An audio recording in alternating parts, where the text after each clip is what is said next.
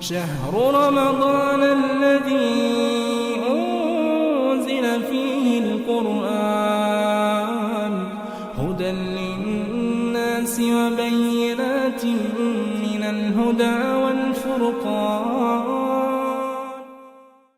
اعوذ باللہ من الشیطان الرجیم. بسم اللہ الرحمن الرحیم. انا فتحنا لك فتحا مبینا لیغفر لك الله ما تقدم من ذنبك وما تأخر ويتم نعمته عليك ويهديك صراطا مستقيما وينصرك الله نصرا عزيزا. سورہ کا کانٹیکسٹ بہت واضح ہے. انا فتحنا لك فتحا مبینا، بے شک بلا شبہ ہم نے آپ کے لیے ایک فتح مبین قرار دی ہے. ہم نے آپ کو ایک واضح آشکار کامیابی عطا کر دی ہے. قرآن کریم نے چند جگہوں پر اتنا کھل کر نبی اکرم کی فتح کو اور کامیابی کو بیان کیا ہے. یہاں پر بہت ہی واضح طریقے سے بیان کیا ہے کہ اے نبی، ہم نے آپ کے لیے ایک بہت بڑی کامیابی رکھ دی ہے. اب اس میں مفسرین نے مختلف اقوال مختلف مواقعوں کی طرف اشارہ کرتے ہوئے بیان کیا ہے کہ یہ فتح مبین کون سی تھی جس کی طرف اشارہ ہوا قرآن کریم کے اندر.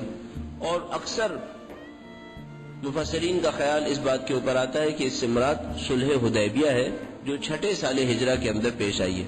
اکثر لوگوں کے ذہن میں واقعہ ہے، لیکن چونکہ ہم گفتگو کر رہے ہیں تو پھر اس کو ذکر کرنا بہتر ہوگا، اور جن کے ذہن میں نہیں ہو ان کو بھی یاد ہو جائے گا. اس لیے تھوڑا سا میں واقع صلح حدیبیہ کے بارے میں عرض کروں گا. 6 سال ہجرہ ہے اور نبی اکرم اپنے اصحاب کو یہ خبر دیتے ہیں کہ میں نے گویا خواب میں دیکھا ہے کہ میں مسجد حرام میں داخل ہو رہا ہوں، اور اس خواب کو پورا کرنے کے لیے ہم لوگ مسجد حرام کے ارادے سے نکلتے ہیں. ذیقات کا مہینہ ہے کہ جو عربوں کے نزدیک محرم یعنی حرام مہینوں میں سے قرار پاتا ہے، جس کے اندر جنگ نہیں کی جاتی. عربوں کا رسم یہ ہے، ان کی رواج یہ ہے کہ اگر کوئی ذیقات کے مہینے میں اور ملحقہ 2 اور مہینوں کے اندر جو ماہ حرام کہلاتے ہیں، اگر احرام باندھ کر مکے کی سمت آئے، خانہ کعبہ میں داخل ہونے کی کوشش کرے، تو عرب پھر اس کو نہیں روکتے تھے. اگر کوئی ان 4 مہینوں کے اندر محرم حرام مہینوں کے اندر داخل ہونے کی کوشش کرتا تھا احرام باندھ کر، تو اسے ہرگز نہیں روکا جاتا تھا. یعنی عربوں میں یہ معاملہ اتنا شدید تھا، کہہ لیجیے آپ اس کو ایک ٹیبو بنا ہوا تھا ان کے لیے، کہ اگر کسی کے باپ کا قاتل بھی اس مہینے میں احرام باندھ کر مکے میں آئے تو وہ اس سے سوال نہیں کر سکتا تھا کہ تو میرے باپ کا قاتل ہے، تو یہاں پہ کیوں آیا، یا میں تجھے مار دوں گا، تجھے نقصان پہنچاؤں گا. نبی اکرم نے ذیقات کے مہینے کا انتخاب فرمایا. ذیقات کے مہینے میں مدینے سے تشریف فرما ہوئے. اپنے ساتھ جو معمول کے اسلحے تھے اس سے کم لے کر چلے. عرب معمولاً اپنے ساتھ کچھ نہ کچھ اسلحہ رکھتے تھے، اس اسلحے سے بھی کم لے کر چلے. صرف اتنا اسلحہ رکھا کہ اگر راستے میں کوئی جانور نقصان پہنچانے کی کوشش کرے تو اس کا مقابلہ کرنے کے لیے کچھ اسلحہ موجود ہو. عرب بہت ہوشیار ہوتے ہیں ان معاملات کے اندر. یعنی اس قافلے کو کوئی بھی دیکھتا تو فوراً سمجھ جاتا کہ یہ لوگ عمرے کی نیت سے جا رہے ہیں، یہ لوگ جنگ کی نیت سے نہیں جا رہے، یہ لوگ حتیٰ کسی تجارتی سفر کی نیت سے بھی نہیں جا رہے. اپنے ساتھ نبی اکرم نے قربانی کے بہت سارے جانور لے لیے تھے.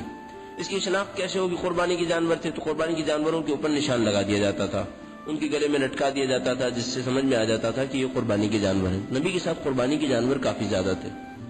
نبی اکرم تشریف لے جاتے ہیں مکے سے کچھ فاصلے پر، نزدیک کوئی مثلا ایسے اپنے ذہن کے اندر سوچتے ہیں 40 کلومیٹر کے فاصلے پر مکے والوں کی طرف سے ایسے اشارے ملتے ہیں کہ وہ نبی اکرم کو مکے کے اندر داخل نہیں ہونے دیں گے. نبی اکرم اتنا نہیں فرماتے اور اپنے اصحاب سے کہتے ہیں کہ مکے کی سمت چلتے رہو، جتنا نزدیک چل سکتے ہو نزدیک چلتے رہو. یہاں تک کہ اس زمانے کے اعتبار سے مکے سے تقریباً 20 کلومیٹر، اور آج ہم کہیں گے کہ خانہ کعبہ سے 20 کلومیٹر، ورنہ خود مکے کی حدود میں داخل ہے. اب حدیبیہ کے مقام پر پہنچ جاتے ہیں. نبی اکرم ارشاد فرماتے ہیں کہ یہیں پر پڑاؤ کریں گے. اصحاب کہتے ہیں کہ پڑاؤ کے لیے جگہ مناسب نہیں ہے کیونکہ یہاں پر پانی نہیں ہے، جو کنواں یہاں پر ہے وہ خشک ہے. نبی اکرم معجزہ فرماتے ہیں اور اس کنویں میں سے پانی نکلنا شروع ہو جاتا ہے. اصحاب وہاں پر رک جاتے ہیں، پڑاؤ ڈال دیا جاتا ہے، اور یہ طے ہوتا ہے کہ ہم مکے کو پیغام بھجوائیں گے پہلے کہ ہم مکے میں داخل ہونا چاہتے ہیں عمرے کی غرض سے. ہمارے پاس اسلحہ موجود نہیں ہے، جنگ کا کوئی ارادہ نہیں ہے، مہینہ حرام مہینہ ہے، لہذا ہمارے لیے کوئی مشکل ایجاد نہ کی جائے. پیغام بھجوا دیا جاتا ہے، لیکن مکے والے اصرار کرتے ہیں کہ ہم آپ کو داخل نہیں ہونے دیں گے. نبی اکرم اپنی پیغام کو مزید پہنچانے کے لیے اس حضرت عثمان کو بھیجتے ہیں کہ وہ مکے کے اندر تشریف لے جائیں. اس کے اوپر بہت سارے اسرار ہیں کہ کیوں دوسروں کو نہیں بھیجا انہوں نے.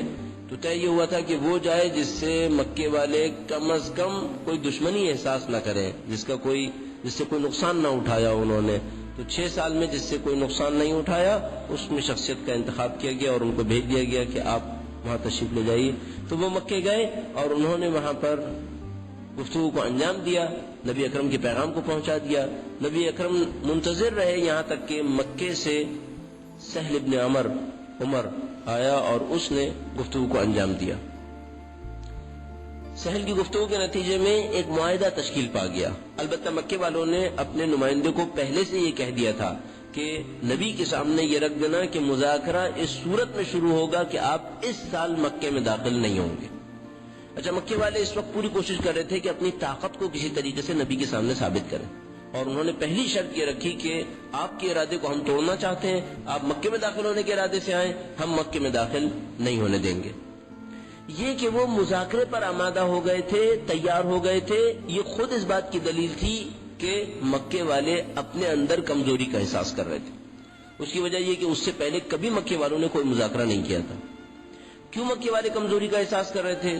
اس سے پیچھے اگر ہم جائیں تو جنگ احزاب کے نتیجے میں، غزوہ خندق کے نتیجے میں مکے والے اپنے اندر کمزوری کا احساس کر رہے تھے. وہ لوگ کافی قبیلوں کو لے کر آئے تھے اور ان قبیلوں کے ہونے کے باوجود کوئی کامیابی نہیں ملی تھی، ناکامی کا سامنا کرنا پڑا تھا. تو وہ جان گئے تھے کہ ہم نبی اور اصحاب نبی کا مقابلہ نہیں کر سکتے، چاہے سارے قبیلے جمع ہو جائیں تب بھی ہم مقابلہ نہیں کر سکتے. تو 6 سال کی مدت میں نبی فوجی لحاظ سے مکے والوں کی شکست کو ثابت کر چکے تھے. مکے والوں کے ذہن میں موجود تھا کہ ہمارے پاس جتنی بڑی طاقت تھی اس کو بھی اگر ہم لے کر جائیں تو ہم نبی کا مقابلہ نہیں کر سکتے. اس پس منظر میں مکے والے گفتگو کرنے کے لیے تیار ہو گئے. نبی اکرم نے گفتگو کی. وہاں پر 2 تاریخی واقعات پیش آتے ہیں، مختلف تاریخی واقعات ہیں. ان میں سے 2 موقع مذاکرات کے اندر پیش آتے ہیں، اور ان میں سے مذاکرات کے اندر جو واقعات پیش آئے اس میں یہ تھا کہ نبی اکرم نے لکھا بسم اللہ الرحمن الرحیم. کافروں کے نمائندے نے کہا کہ میں بسم اللہ الرحمن الرحیم نہیں پہچانتا. تو کہا کہ پھر تم کیا سمجھتے ہو؟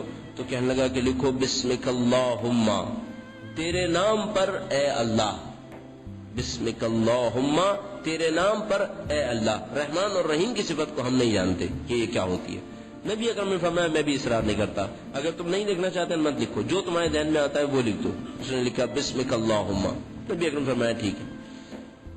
گویا روایتوں میں نظر آتا ہے کہ امیر المومنین اس معاہدے کو تحریر فرما رہے ہیں. اس کے بعد وہ مشہور واقعہ پیش آتا ہے کہ جو بعد میں غزوہ صفین کے اندر، جنگ صفین کے اندر تکرار ہوا کہ نبی اکرم نے فرمایا کہ لکھو کہ یہ معاہدہ محمد رسول اللہ اور سہل بن عمر کے درمیان طے پایا. درود بھیجے گا محمد و آل محمد صلی اللہ علیہ محمد.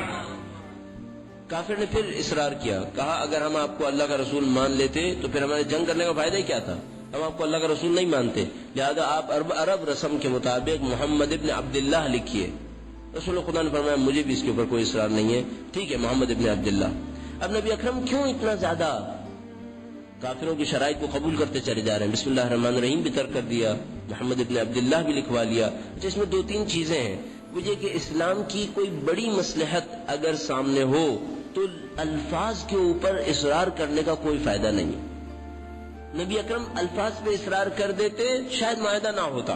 نبی اکرم نے اس معاہدے کی خاطر جس کو بعد میں مسلمانوں نے اپنے لیے ذلت سمجھا تھا، نبی اکرم نے ان ظاہری چیزوں کے اوپر اصرار نہیں کیا. انہوں نے کہا میں ان ظواہر کے اوپر اصرار نہیں کرتا، ٹھیک ہے جیسا بھی ہے تم جس طرح سمجھ رہے ہو کرو، معاہدہ کر لو. اس وقت یہ تکرار اس وقت ہوا کہ جب جنگ صفین کے خاتمے پر معاہدہ لکھے جانے لگا، اور مالک اشتر لکھنے والے تھے اور امیر المومنین نے معاہدہ لکھوانا تھا، اور اس میں لکھوا کہ امیر المومنین علی ابن ابی طالب کی جانب سے. اور معاویہ کے آدمی نے کہا کہ اگر ہم آپ کو امیر المومنین مانتے ہوتے تو جنگ کیوں کرتے؟ مولانا فرمایا امیر المومنین کاٹ دو مالک اشتر. مالک اشتر نے کہا کہ میں نہیں کاٹ سکتا، میں آپ کا عقیدت مند ہوں، میں آپ کو امیر المومنین مانتا ہوں، یہ میری زندگی ہے، میں اس کو نہیں کاٹ پاؤں گا. امیر المومنین نے فرمایا کہ سبحان اللہ، کتنا مشابہ ہے یہ واقعہ اس صلح حدیبیہ سے. جب میں معاہدہ لکھ رہا تھا رسول اللہ نے کہا تھا محمد رسول اللہ میں سے رسول اللہ کاٹ دو، اور میں نے کہا تھا کہ مولا یہ میں جرأت نہیں کر پاؤں گا، آپ میرے سرکار ہیں، آپ میرے سردار ہیں، کہ رسول اللہ ہونے پر میری جان نثار ہو رہی ہے، اس کو میں نہیں کاٹ پاؤں گا۔